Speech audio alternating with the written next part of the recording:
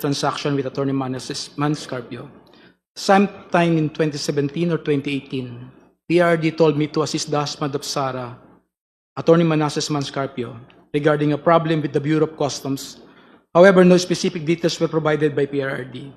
Thereafter, Attorney Mans called me.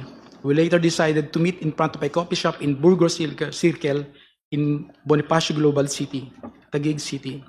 During our conversation, he asked me to assist in facilitating the release of what he called construction equipment, which was plugged and confiscated by the Bureau of Customs. Attorney Mans gave me a contact person, a female lawyer, to coordinate with it regarding the BOC problem. After 2 days, I went to the BOC to meet the female lawyer to discuss the release of construction equipment. This time, I learned that the construction equipment was actually magnetic lifters. The same were confiscated because it contained a large amount of shabu. However, the female lawyer informed me that it was difficult to release the same because it was a hot item. 22. I reported this to Attorney Mans and we meet again in the same spot in BGC, Taguig City. This was the last time we met regarding the issue.